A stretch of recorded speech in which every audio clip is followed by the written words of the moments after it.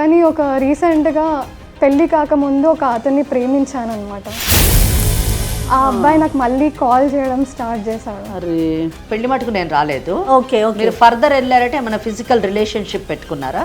అవును మేడం.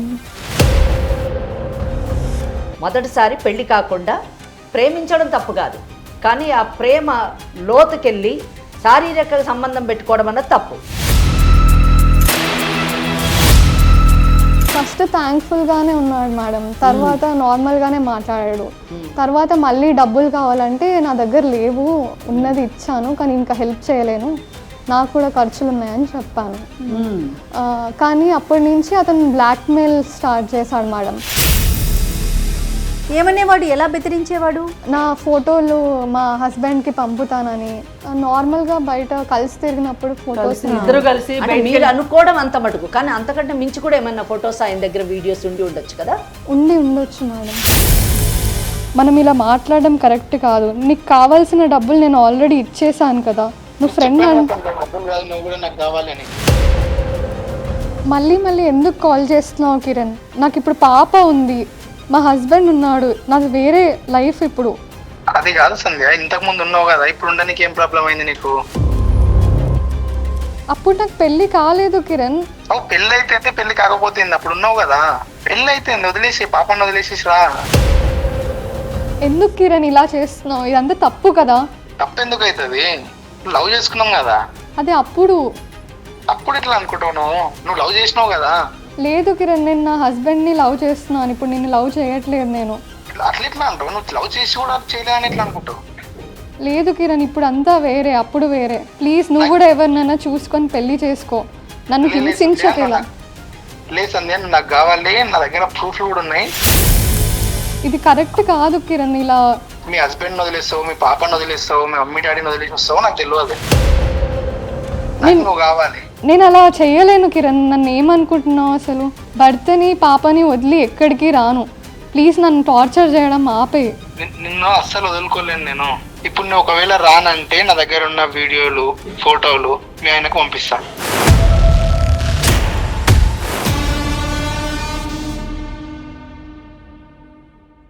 కాళ్లలో నొప్పి, నరాల వాపు వంటి లక్షణాలతో బాధపడుతున్నారా? వెరికోస్ వెయిన్స్ లో అత్యాధునిక చికిత్స Avis vascular centre. Avis hospital సమర్పించు లీగల్ అడ్వైస్ కార్యక్రమానికి స్వాగతం.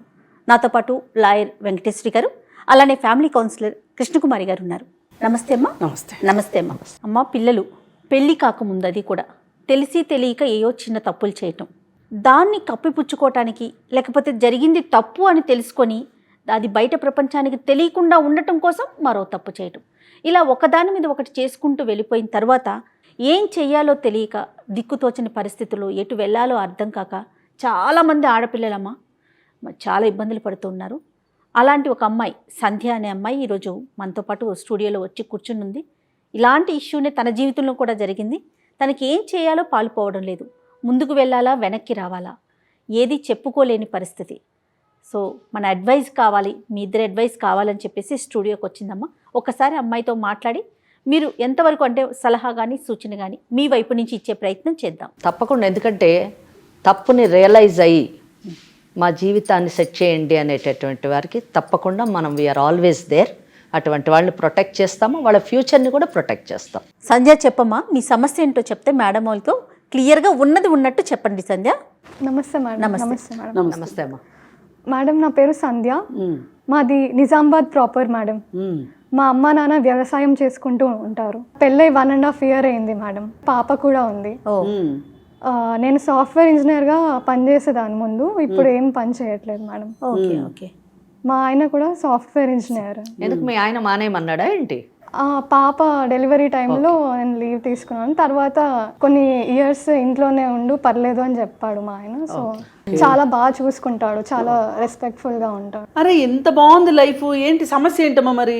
మ్యామ్, ఒక 6 months బ్యాక్ వరకు అంతా బాగుంది మేడం. మా ఆయన చాలా బాగా చూసుకుంటాడు, నా పాప చాలా సంతోషంగా ఉండేదాన్ని. కానీ ఒక రీసెంట్గా పెళ్ళి కాకముందు ఒక అతన్ని ప్రేమించాను అనమాట. ఆ అబ్బాయి నాకు మళ్ళీ కాల్ చేయడం స్టార్ట్ చేశాడు. మళ్ళీ కలుద్దామని, ఇంకా అప్పుడప్పుడు డబ్బులు అడుగుతున్నాడు. ఇప్పుడు అతను డబ్బులు అడిగేంత చనువు ఉందా అమ్మ మీ ఇద్దరికి? అసలు ఎక్కడ పరిచయం నీకు అతను? మ్యామ్ నా డిగ్రీ కంప్లీట్ అయిన వెంటనే నేను హైదరాబాద్కి ఒక కంప్యూటర్ కోర్స్ కోసం వచ్చానమాట. అప్పుడే కొంచెం డబ్బులు సరిపోక ఒక పార్ట్ టైం జాబ్ కూడా చేశాను. ఆ పార్ట్ టైం జాబ్లో కాల్ సెంటర్లో టీమ్ లీడ్ మేడం కిరణ్ అనేసి కలిసి పనిచేయడంతో మేము కొంచెం క్లోజ్ అయ్యామన్నమాట. అలా అతను ప్రపోజ్ చేస్తే నేను ఒప్పుకున్నాను. అప్పుడు చాలా మంచిగా అనిపించి ఒప్పుకున్నాను. అంటే అతను ఏ విషయంలో ఒప్పుకున్నారు? అతని ప్రేమ మటుకే ఆగిందా? పెళ్లి దాకా వెళ్ళారా? ఇంకేమన్నా అది అంటే పెళ్లి కూడా చేసుకుందాం. లేదు, ఐఎమ్ నాట్ పెళ్లి మటుకు నేను రాలేదు. Okay okay. మీరు ఫర్దర్ వెళ్ళారంటే ఏమైనా ఫిజికల్ రిలేషన్షిప్ పెట్టుకున్నారా? అవును మేడం, కొంతవరకు ఉండే. ఇద్దరు ఇష్టపడ్డామని చెప్తున్నారు. మరి ఇంకా సమస్య ఏంటమ్మా? మరి ఏమైందంటే 6 months రిలేషన్షిప్లో ఉన్నాక నాకు తెలిసింది, అతన్ని ఫోన్లో వేరే చాట్స్ చూసాను. చాలా మంది అమ్మాయిలతో ఫ్లర్ట్ చేస్తున్నాడు, మల్టిపుల్ రిలేషన్షిప్స్ ఉన్నాయి. అంటే మీరు రిలేషన్షిప్ లో ఉన్నప్పుడు పెళ్లి చేసుకోవాలని ఆలోచనలో ఉండినారా? అంటే మీరు ఏమన్నా చెప్పారా? ప్రపోజల్ పెట్టారా అతనికి? ఆ అబ్బాయి చేసుకుంటా అన్నాడు, నేను కూడా. అతను చేసుకుంటా అన్నాడు, అవునండి. మీకు కూడా ఇంట్రెస్ట్ ఉంది. సో మీ మ్యారేజ్ చేసుకుంటారో అనే ఆలోచన ఉంది కాబట్టి మీరు ఫిజికల్ రిలేషన్షిప్ లోకి ఎంటర్ అయ్యారు. అవును. అంతేనా? అవును. ఎస్. మరి తెలిసినప్పుడు నిలదీసావమ్మా నువ్వు? అవును మేడం, నిలదీశాను. ఏమన్నాడు అప్పుడు? అతను అవన్నీ ఊరికే చేస్తున్నాను, నువ్వే సీరియస్ అని చెప్తే. అంటే టైం పాస్ కి కొంతమంది, సీరియస్ గా కొంతమంది అంటనా? అంతేగమ్మా.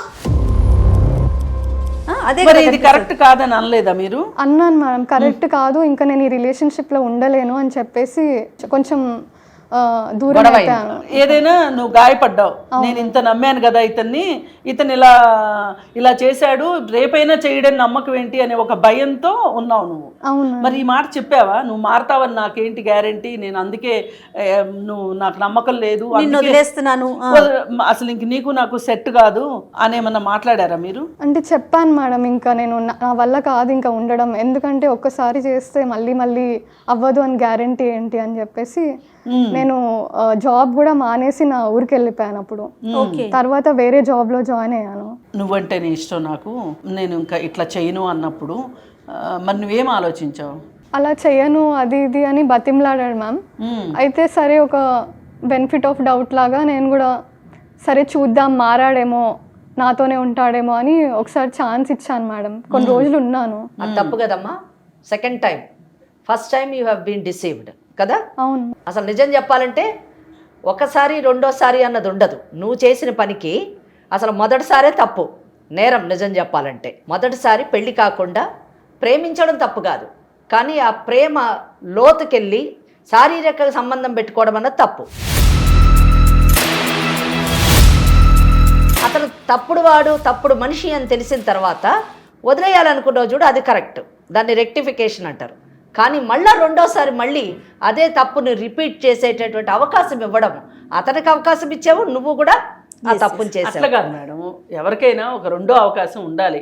తప్పును సరిదిద్దుకుంటాను అన్నప్పుడు అవకాశం ఇవ్వాలి. అంటే మేడం ఒక అడ్వకేట్ గా చెప్తున్నారు, కాదనట్లేదు, కానీ చట్ట ప్రకారం. ఇక్కడ నేను అడ్వకేట్ గా మాట్లాడట్లేదు, ఒక మామూలు మనిషిగా నేనేం చెప్తున్నానంటే, పెళ్లి చేసుకొని ఒక భర్త తప్పు చేస్తే ఆ తప్పుని క్షమించి అవకాశం ఇవ్వడం ఒప్పుకుంటాం. అవును. కానీ పెళ్లి కాకుండా నువ్వు ఒక పరాయి మగవాడితో శారీరక సంబంధం పెట్టుకొని ఒక అవకాశం ఇవ్వాలి అని అనుకోవడం అది తప్పుడు ఆలోచన అన్నది నా అభిప్రాయం. ఇప్పుడు ఒక తప్పు చూసి కాదనుకుంటే ఇంకొక మనిషిలో ఇంకొక తప్పు కనిపిస్తుంది, అలా ఇంకొక మనిషిలో ఇంకొక తప్పు మాట్లాడేమో, ఆడపిల్ల కదా, అలా సహజంగా ఆలోచించిందేమో. అంటే ఇప్పుడు అటువంటి మనుషులు మారుతారు అనే ఆలోచన కానీ సమాజంలో ఉంటే సంధ్య లాంటి వాళ్ళు ఇక్కడ వచ్చి కూర్చొని మీరు చెప్పేది 100% కరెక్టే.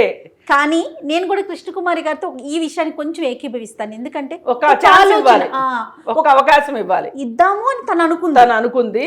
బట్ ట్విస్ట్ ఏం జరిగింది అనేది చూడాలి. నువ్వేమంటావు? అవును మేడం, ఆ టైంలో నాకు నమ్మబుద్ధి అయింది ఆ అబ్బాయిని. అంటే అంతలా బతిమలాడాడు, ఆ టైంలో తప్పు అని కూడా అనిపించలేదు నాకు. ఇప్పుడు అనిపిస్తుందా అమ్మా? అవును మ్యామ్, చాలా అనిపిస్తుంది. తర్వాత ఏం జరిగిందమ్మా? అలా అవకాశం ఇచ్చాక కూడా నాకు తర్వాత కూడా ఇంకొక అమ్మాయితో ఉన్నాడు అని తెలిసింది.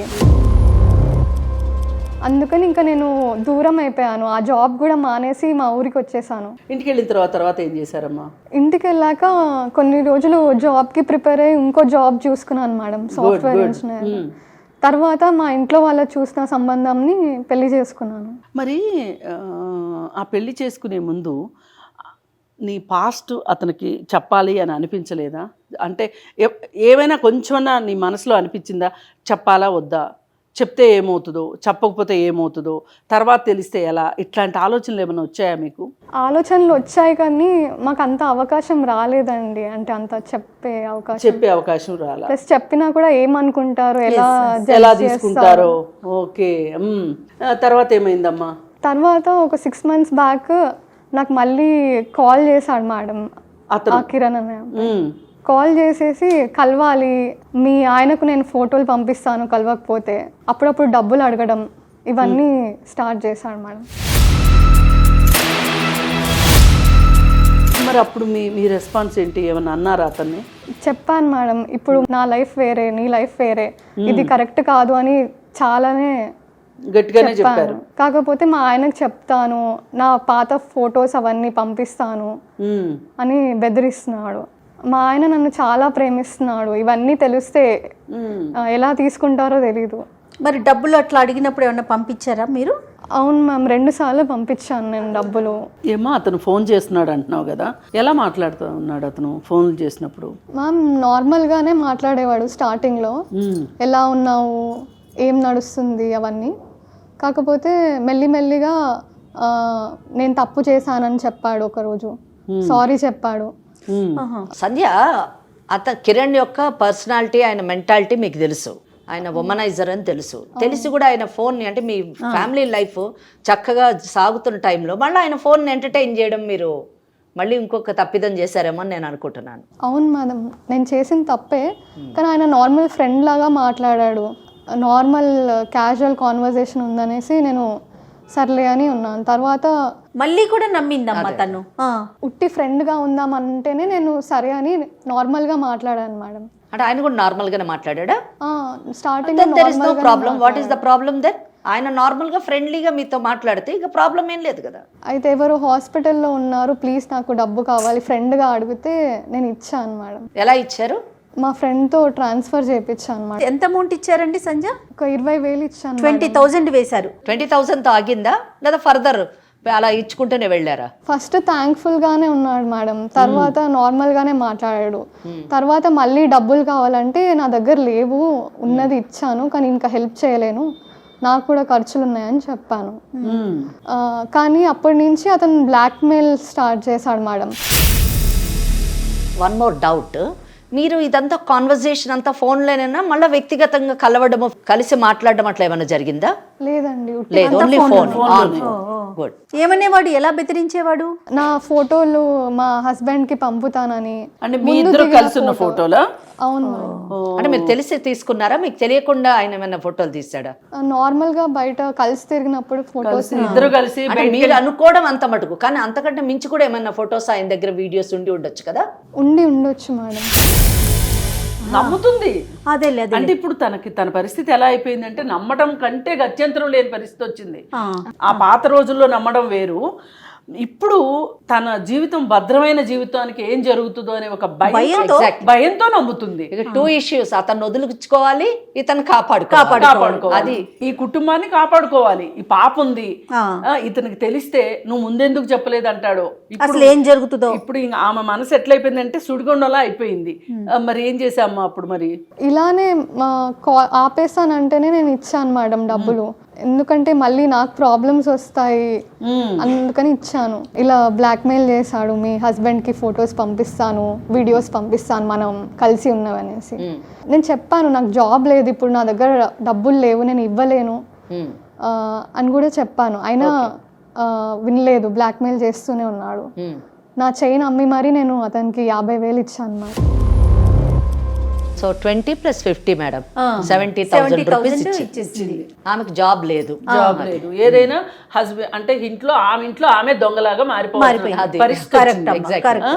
ఎంత దారుణం అసలు. సరే, మరి ఆ తర్వాత ఏమన్నా ఆపాడా? కొన్ని రోజులు ఆపాడు మేడం, తర్వాత మళ్ళీ కాల్ చేయడం స్టార్ట్ చేశాడు. నిన్ను మిస్ అవుతున్నాను, నేను అన్ని మానేశాను, మన ఇద్దరమే కలిసి ఉందామని. అంటే నిన్ను వచ్చేయమంటున్నాడు పెళ్లిలో నుంచి బయటికి. ఇంత దుర్మార్గుండమ్మా నువ్వు, నమ్మావు. ఇప్పుడు ఆడపిల్లలు ఒక్కటే కాదమ్మా ఇవాళ ఇక్కడ దాకా రాగలిగింది సంధ్య. రాని వాళ్ళు ఎంత కుమిలిపోతున్నారో చూస్తూ ఉంటే.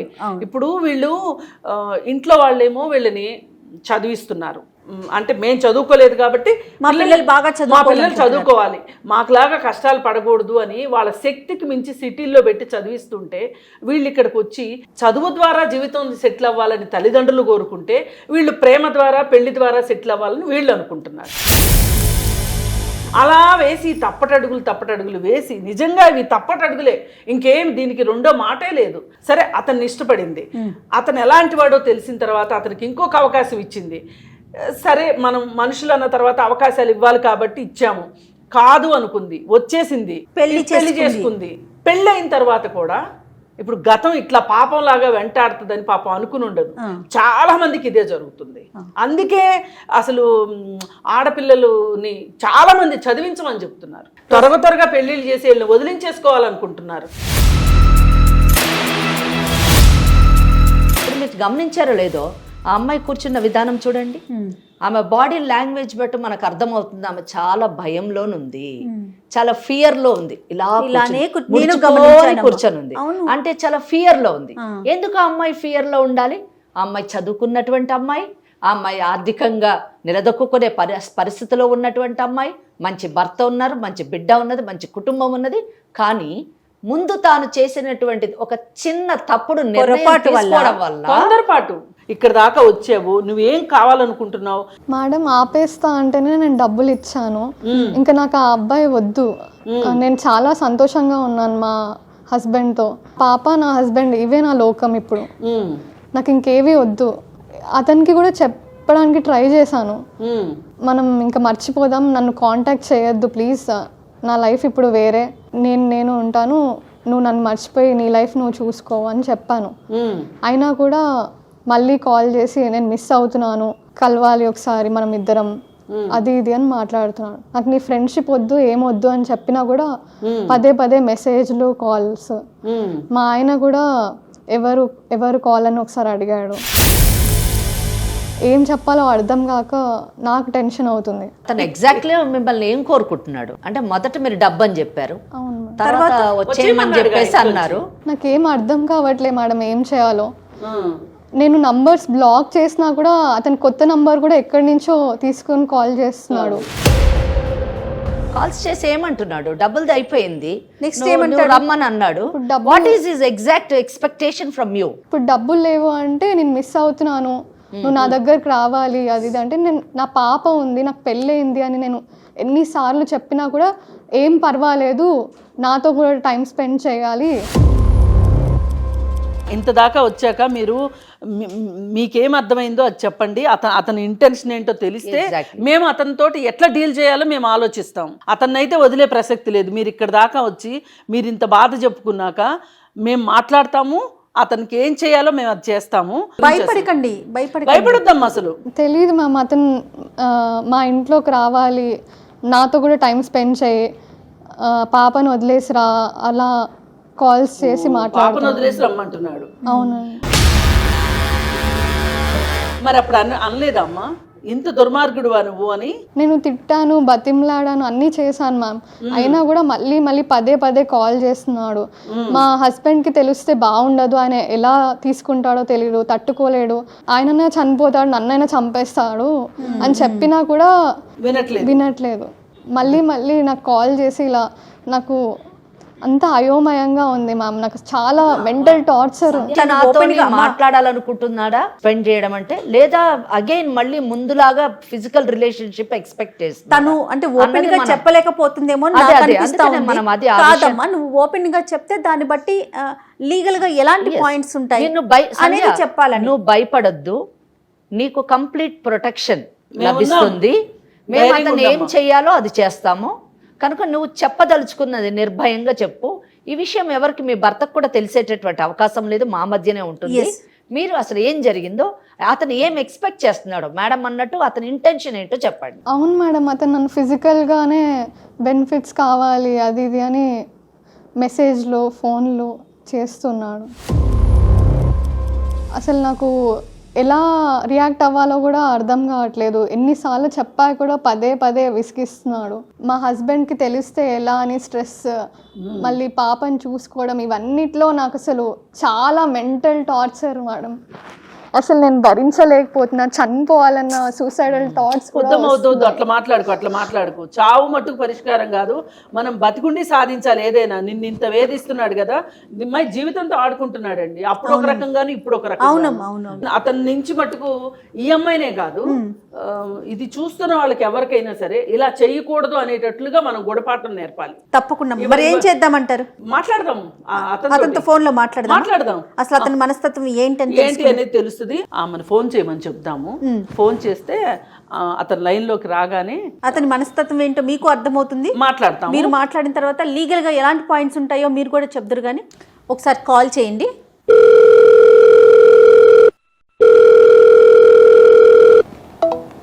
ఏం చేయట్లేదు మేడం. ఏంటై ఉంటుందంటారమ్మా? అంటే ఈమె దగ్గర నుంచి కాల్ ఎక్స్పెక్ట్ చేసి ఉండడు అతను, అందుకని లిఫ్ట్ చేయట్లేదు.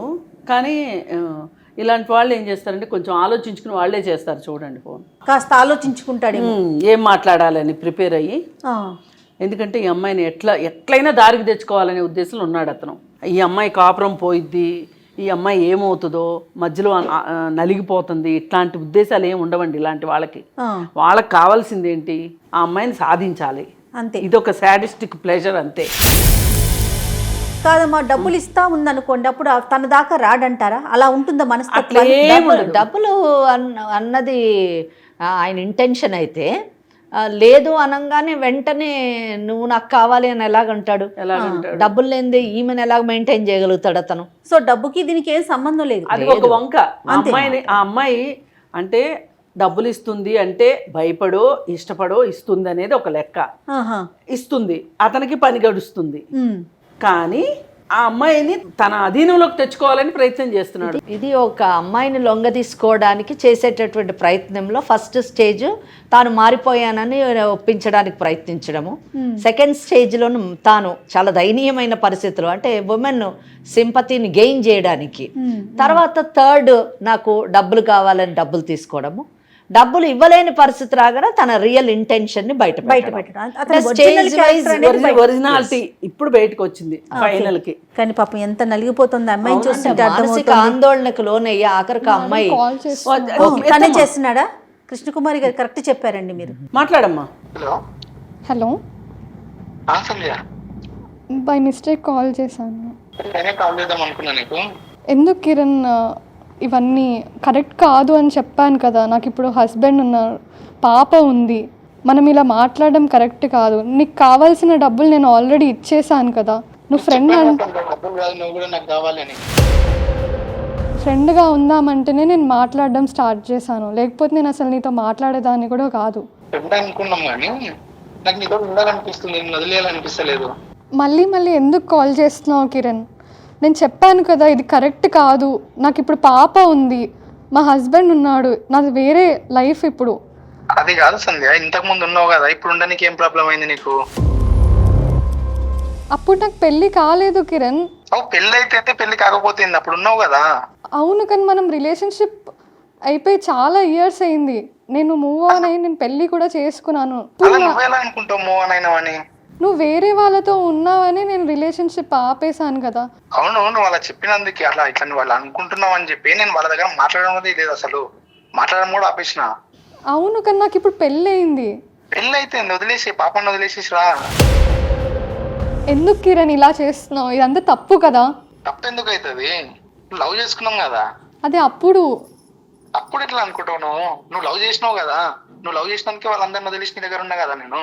లేదు కిరణ్, నీకు అప్పుడు కూడా ఛాన్స్ ఇచ్చాను, కానీ నువ్వు మళ్ళీ కూడా వెళ్ళావు. అలానే నేను అన్ని వదిలేసి వాళ్ళందరిని వదిలేసిన, వాళ్ళ దగ్గర టచ్ లో కూడా లేను. కాదు కిరణ్, ఇప్పుడు నాకు పెళ్ళయింది, నాకు ఒక పాప ఉంది, నాది ఇప్పుడు కుటుంబం ఉంది. ఇప్పుడు లవ్ చేసినావు కదా, నన్ను లవ్ చేసినప్పుడు అవన్నీ వదిలేసుకొని రావాలి. నువ్వు నాకు చెప్పకుండా వెళ్ళిపోయినావు కదా, జాబ్ మానేసినావు చెప్పకుండా, నెంబర్ చేంజ్ చేసుకున్నావు. లేదు కిరణ్, నేను నా హస్బెండ్ ని లవ్ చేస్తున్నాను, ఇప్పుడు నిన్ను లవ్ చేయట్లేదు నేను. అట్లా ఎట్లా అంటావు? నువ్వు లవ్ చేసి కూడా చేయలేదని ఎట్లా అనుకుంటావు? లేదు కిరణ్, ఇప్పుడు అంతా వేరే, అప్పుడు వేరే. ప్లీజ్ నువ్వు కూడా ఎవరినైనా చూసుకొని పెళ్లి చేసుకో, నన్ను హింసించకేలా. లేదు సంధ్య, నువ్వు నాకు కావాలి, నా దగ్గర ప్రూఫ్లు కూడా ఉన్నాయి. ఇది కరెక్ట్ కాదు కిరణ్. ఇలా నన్ను పదే పదే రోజు కాల్స్ చేసి నాకు సూసైడల్ థాట్స్ కూడా వస్తున్నాయి దీనివల్ల. నాకు బతకాలని లేదు. నువ్వు ప్లీజ్ ఇలా టార్చర్ చేయడం ఆపేయాలి. మనం కలిసి ఉన్నాం, దాని దగ్గర కలిసి ఉన్నప్పుడు మంచిగా ఉన్నావు కదా. అది ఎప్పటి విషయం కిరణ్? మళ్ళీ మళ్ళీ ఎందుకు ఇప్పుడు గుర్తు చేస్తున్నావు? కాల్ చేస్తాను నేను. నాకు ఇష్టం లేదు కిరణ్ నీతో ఉండడం. ఇప్పుడు ఇష్టం లేదని నువ్వు ఎట్లా అంటావు? నేను బరాబర్ కాల్ చేస్తాను. నన్ను లవ్ చేసినావు, కలిసి ఉండాలి. ఇప్పుడు మీ హస్బెండ్ వదిలేస్తావు, మీ పాపను వదిలేస్తావు, మీ మమ్మీ డాడీని వదిలేస్తావు, నాకు తెలియదు. నువ్వు కావాలి. నేను అలా చెయ్యలేను కిరణ్. నన్ను ఏమనుకుంటున్నావు అసలు? ఏమనుకుంటున్నావు ఏంది? ఇలా ఎలా మాట్లాడుతున్నావు నువ్వు అసలు? నీకు కూడా అక్క ఉంది కదా, మీ అక్క ఇలా చేస్తే ఎలా ఉంటది? అక్క అవన్నీ కాదు సంధ్య. నువ్వు లవ్ చేసినప్పుడు నువ్వు చెప్పాలి, ప్రతి ఒక్కటి చెప్పి ఇట్లా నేను వదిలేస్తున్నాను, ఇట్లా పెళ్లి చేసుకుంటాను చెప్పాలి. నువ్వు చెప్పినావా నాకు? అప్పుడు ఇంకా నీకు ఛాన్స్ ఇచ్చాక కూడా నువ్వు అలా చేసే వరకు నేను అన్నీ వదిలేసుకొని నా ఊరికి వెళ్ళిపోయాను. అవును సంధ్య, నువ్వు ఊరికి వెళ్ళిపోయింది నాకు చెప్పాలి కదా. జాబ్ మానేస్తున్నా చెప్పలేదు. ఇప్పుడు ఏమంటాడు అడుగు? నన్ను వదిలేస్తున్నా అని చెప్పలేవు. ఇప్పుడు ఏం చేయమంటున్నావు నువ్వు? నా దగ్గర రావాలి. భర్తని పాపని వదిలి ఎక్కడికి రాను. ప్లీజ్ నన్ను టార్చర్ చేయడం ఆపే. నిన్ను అస్సలు వదులుకోలేను నేను. ఇప్పుడు నువ్వు వస్తావా రావా? నేను రాలేను. ప్లీజ్ నువ్వు కూడా ఎవరినైనా చూసుకొని పెళ్లి చేసుకొని సెటిల్ అవ్వు. ఇప్పుడు నువ్వు ఒకవేళ రానంటే నా దగ్గర ఉన్న వీడియోలు, ఫోటోలు మీ ఆయనకు పంపిస్తా. ఇంకా అమ్మాయి ఎంతసేపు చెప్పినా ఇంకా అదే మాట అమ్మా. ఒకసారి మీరు మాట్లాడండి. నేను మాట్లాడతాను. ఇదిగో కిరణ్, ఇప్పుడు ఆమెతో మాట్లాడిందంతా మేము వింటున్నామమ్మా. మేము ఇక్కడ సుమన్ టీవీ నుంచి మాట్లాడుతున్నాము. మా దగ్గరకు వచ్చింది. ఎవరు అంటే నువ్వు కూడా వస్తావా? మరి అడ్రస్ చెప్తాము. నేను సుమన్ టీవీ నుంచి మాట్లాడుతున్నాను. ఆ అమ్మాయితో మాట్లాడినట్లు కాదు మాతో మాట్లాడటం అంటే. ఏంటి తమాషాగా ఉందా? పెళ్లికి ముందు ఏదో జరిగింది, అప్పుడు జరిగింది తప్పు ఖచ్చితంగా. ఆ అమ్మాయిని నువ్వు ఇంకా వేరే వేరే ఫ్రెండ్స్ ఉంటే కూడా ఈ అమ్మాయిని ఫ్రెండ్షిప్ పేరుతోటి పెళ్లి చేసుకుంటానని చెప్పి ఆ అమ్మాయితోటి ఫిజికల్ రిలేషన్ పెట్టుకొని మళ్ళీ నీకు వేరే వేరే ఫ్రెండ్స్ ఉన్నారని అమ్మాయి అభ్యంతరం చెప్తే మానేశానని చెప్పి నేను మారిపోయాను. లవ్వేనమ్మా. ఎంతమందితో లవ్ చేస్తావు? నీ హృదయం అంత విశాలమా? ఎంతమందిని ప్రేమిస్తావు నువ్వు? నీ ఇష్టమా? సరే, అందుకే కదా నీ ఇష్టమే అని నీ ఇష్టానికి నిన్ను వదిలేసి ఆ అమ్మాయి దారి అమ్మాయి చూసుకుంది. చూడు, నీలాంటి వాడితో కష్టము అని చెప్పి ఒక అవకాశం ఇచ్చి కూడా అమ్మాయి ఇంకా నువ్వు మారవు అని అర్థం చేసుకుని వెళ్ళిపోయింది. ఆ అమ్మాయి జీవితంలో ఆమె ఒకసారి చెప్పింది కదా. కాదు, నీకు ఇలా 10 మందితో స్నేహాలు ఉంటే నాకు కుదరదు, నాకు నచ్చదు అని చెప్పింది కదా ఆమె. చెప్తే నువ్వేమన్నావు? చెప్పింది నేను నీ దగ్గరనే ఉంటా, నీతోనే ఉంటా అని మాట్లాడింది. మాకు మొత్తం చెప్పింది. ఒకసారి నువ్వు కావాలంటే గుర్తు చేసుకో. నువ్వు ఇలా 10 మందితో స్నేహాలు చేస్తానంటే కుదరదు, నీకు వాళ్ళు కావాలో నేను కావాలో తేల్చుకోమని అన్నది. అప్పుడు నువ్వు ఆమెకేం మాట ఇచ్చావు? నువ్వే నా స్వప్న సుందరివి, నిన్నే పెళ్లి చేసుకుంటాను, నీతోనే ఉంటాను, నీకోసం నేను మారుతున్నాను అని చెప్పి అమ్మాయికి అబద్ధాలు చెప్పి ఆ అమ్మాయితో రిలేషన్. లేదమ్మా, నువ్వు వదలలేదు. వదిలితే అసలు ఆ అమ్మాయికి ఆ నమ్మకం నువ్వు ఇచ్చుంటే గనక, ఆ ధైర్యాన్ని నువ్వు ఇచ్చుంటే అమ్మాయి ఇంకో పెళ్ళే చేసుకునేది కాదు. ఇంకో పెళ్లి కాదు. నువ్వు మాట దాటాయికు. తన సంధ్య దగ్గర మాట్లాడినట్లు కాదు మా దగ్గర మాట్లాడడం. నువ్వు ఇచ్చిన మాట తప్పావు కాబట్టి ఇంకా నువ్వు మారవు, నీ కుక్కతో ఒక వంకర అని అమ్మాయి వెళ్ళిపోయింది. వెళ్ళిపోయిన తర్వాత ఒకసారి కిరణ్, ఇంకొక మేడం ఉన్నారు, అడ్వకేట్ మేడము. నీకు ఎందుకంటే నేను శుతిమెత్తగా చెప్తుంటే నీకు అర్థం కావట్లేదు. నువ్వు కటకటాలకు వెనక్కి వెళ్ళడం ఖాయం. మేడం చెప్తారు, మాట్లాడు. నా పేరు వెంకటేశ్వరి, అడ్వకేట్. నేను అడిగేటటువంటి ప్రశ్నలకి సమాధానం చెప్పు. నీకు ఒక విషయం తెలుసా? ఈ దేశానికి ఒక చట్టం ఉందన్న సంగతి తెలుసా నీకు? తెలుసు కదా, వెరీ గుడ్. రెండోది, నేను ఎన్ని తిరుగుళ్ళన్నా తిరుగుతాను, కానీ నువ్వు నన్నే పెళ్లి చేసుకోవాలి అనేటటువంటి అగ్రిమెంట్ మీ ఇద్దరి మధ్యన ఏమన్నా ఉందా? అటువంటి సాక్ష్యం ఏమన్నా ఉందా? లేదు కదా. ఎస్, రెండోది అయిపోయింది. ఇప్పుడు ఆ అమ్మాయి పెళ్లి చేసుకుంది, ఒక భర్త, ఒక బిడ్డ, మంచి కాపురం చేస్తూ ఉంటే నువ్వు నా దగ్గరికి రా అని చెప్పడం నేరం అన్న విషయం అన్నా నీకు తెలుసా? తెలియదు. నువ్వు చేసే పనికి అది తప్పు అని చెప్పను. నేరానికి ఎటువంటి శిక్ష ఉంటుందో తెలుసా నీకు? మేడం నేను ఓన్లీ ఆమెను ప్రేమిస్తాను, ఇవన్నీ ఏం తెలుసుకోదలుచుకోవాలి. నువ్వు అప్పుడు ఇందాక మేడం అడిగినట్టుగా నీది చాలా విశాల హృదయం ఉండొచ్చు, నువ్వు ఎంతమందినైనా ప్రేమించవచ్చు. ఆ పని నువ్వు ఎంతమందినైనా ప్రేమించుకో, నో ప్రాబ్లం. కానీ ఒక పెళ్ళైనటువంటి మహిళని నువ్వు నాకు కావాలి అని అనడం అన్నది నేరం. అది ఈ దేశంలోని నడవదు, ఈ దేశం చట్టం దాన్ని ఆమోదించదు. ఆ తర్వాత కూడా నువ్వు ఇదే ఆలోచనలో కొనసాగావనుకో, మరి నువ్వు ఇక జైల్లోని చూసుకోవాల్సి ఉంటుంది. అర్థమైందా? కనుక మాట్లాడు, మేడంతో మాట్లాడేటప్పుడు జాగ్రత్తగా మాట్లాడు. వితండవాదం చేయొద్దు, ఆర్గ్యుమెంట్ చేయొద్దు. నీకు ఆర్గ్యుమెంట్ చేయడానికి నీ కేసు స్ట్రాంగ్ కేసు కాదు. అర్థమైందా? విను, మేడం ఏం చెప్తారో విను. ఇదిగో చూడు కిరణ్, ఇప్పుడు ఒక మనిషి మంచిగా బతకాలి, బుద్ధిమంతుల్లాగా ఉండాలి అంటే చట్టాలు తెలియక్కర్లా, కనీసము ఇంగిత జ్ఞానం పనిచేయాలి. మనం మనుషులవి, మనమేమి తప్పు చేశాను మేడం. తప్పు నేను చెప్తాను, నువ్వు ఎదురు మాట్లాడకుండా విను. ఏంటంటే ఆమెని ప్రేమించానని చెప్పావు, ఆ అమ్మాయి కూడా నిన్ను ప్రేమించింది. పెళ్లికి ముందు మీరు శారీరక సంబంధంలోకి వెళ్ళారు. అది ఒక రకంగా చూస్తే తప్పు. ఎందుకంటే మాట మీద నిలబడలేని వ్యక్తులు, పనులు గడుపుకొని పక్కకెళ్ళిపోయే మనుషులు చేసే చీప్ టాక్టిక్స్. సరే, ఆ అమ్మాయి గుర్తించి నీకు చాలా ఫ్రెండ్షిప్స్ ఉన్నాయి, ఇలా ఉంటే కుదరదు అని చెప్పి నేను నీకు ఇలా ఉండేటట్లయితే నేను నీకు దక్కను అని కూడా చెప్పింది ఆ అమ్మాయి. అయినా అప్పుడే అవన్నీ వదిలేశాను మేడం, ఫ్రెండ్షిప్. లేదు, మళ్ళీ నువ్వు అలాంటి స్నేహాల్లో ఉంటేనే ఆ అమ్మాయి తట్టుకోలేక పక్కకి వెళ్ళిపోయింది. ఇంకా నిన్ను సమర్థించుకునే పరిస్థితిలో నువ్వు లేవు. నువ్వు తప్పు మీద తప్పు చేస్తూ వెళ్తున్నావు కిరణ్. ఇది మంచిది కాదు. ఇప్పుడైనా తప్పు సరిదిద్దుకోపోతే ఇంకా నిన్ను ఎవ్వరూ రక్షించలేరు. చట్టం అసలు రక్షించదు. డబ్బులు అడిగాడు పాపం, తనకున్నా లేకపోయినా డబ్బులు ఇచ్చింది. కాదయ్యా కిరణ్, ఆమె నీ పద్ధతి నచ్చక ఆమె పక్కకు వచ్చేసి ఆమె జీవితం ఆమె సరి చేసుకుంది కదా. చేసుకున్న తర్వాత ఇప్పుడు మళ్ళీ నువ్వు ఆమె జీవితంలోకి వచ్చి, ఆమెకు ఒక కూతురు ఉంది, ఇప్పుడు నువ్వు వచ్చి ఇలా మాట్లాడడం ఎంతవరకు సమంజసము? అసలు ఎంతవరకు న్యాయం అన్యాయం అంత దూరం కూడా కాదు. ఇప్పుడు ఇదే పరిస్థితిలో నువ్వు ఆ అమ్మాయి ప్లేస్లో ఉండి ఆలోచించు ఒక్క నిమిషం. నువ్వే గనక ఒక అమ్మాయి అయ్యి ఉంటే గనక, ఇలాంటి పరిస్థితిలో నువ్వు ఉంటే నువ్వేమంటావు చెప్పు. ఇదంతా నువ్వు ఇప్పటి వరకు చెప్పిన కాకమ్మ కథలన్నీ అయిపోయినాయి, ఇంకా కథలు వినడానికి ఇక్కడ ఎవ్వరూ రెడీగా లేరు. నువ్వు ఇప్పుడైనా మేం మాట్లాడిన దాన్ని బట్టైనా ఏదన్నా కొంచెం ఆత్మ పరిశీలన చేసుకుంటావు అనుకుంటే మనం మాటలు కంటిన్యూ చేద్దాం. లేదు అనుకుంటే కేసు ఫైల్ అయిపోతుంది, నీ ఇష్టం. ఎందుకంటే ఇంకా అవ్వదమ్మా, కుదరదు. ఎందుకంటే తన జీవితం వేరే చోట ముడిపడిపోయింది. తను వేరే వాళ్ళకి చట్టబద్ధంగా పెళ్లి చేసుకొని ఒక పాపని కని తను ఉన్నది. తన జీవితంలోకి లేదు, తన జీవితంతో ఆడుకునే హక్కు నీకు లేదు. ఇప్పుడు ఒకటే మాట, ఇప్పుడు మాటల ద్వారా నువ్వు వింటావా, వినదలుచుకుని ఉన్నావా, వినదలుచుకుని లేవా.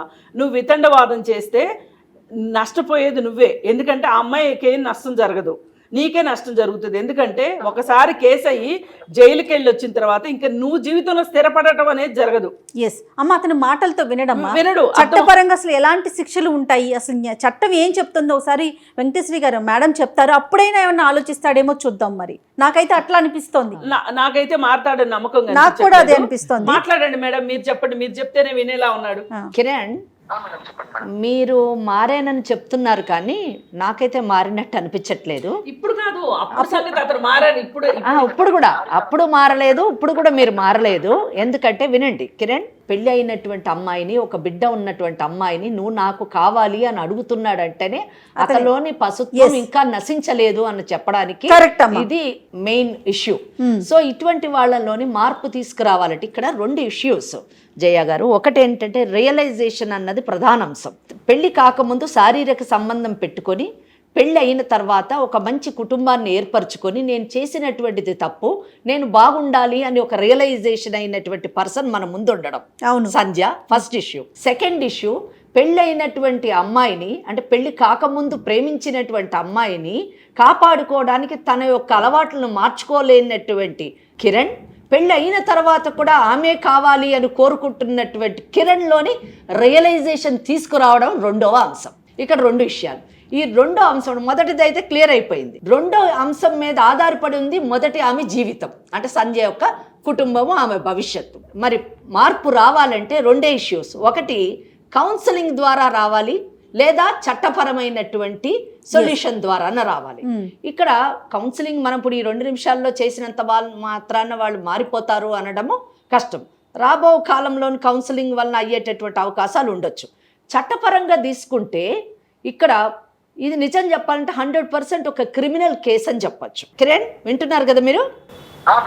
ఎస్, మీరు చేసినటువంటి పనుల్ని, అంటే మీరు చేసినటువంటి చర్యలు చట్ట విరుద్ధమైనటువంటి చర్యలు అని చెప్పడానికి ఏ మాత్రం కూడా ఆలోచించక్కర్లేదు. దీన్ని మీరు చేసినటువంటి పనిని ఫస్ట్ 3 కేసులుగా మనం వేయొచ్చు. ఆ అమ్మాయి తలుచుకుంటే మీ మీద 3 కేసులు వేయొచ్చు. నేను అది కూడా అడగాలనుకుంటున్నాను. బాగా గుర్తు చేశారు. నా దగ్గర ప్రూఫ్లు ఉన్నాయి అని అన్నారు. మీ దగ్గర ఏం ప్రూఫ్లు ఉన్నాయండి? ఫోటోగ్రాఫ్స్ అన్నారు, వీడియోగ్రాఫ్స్ అన్నారు.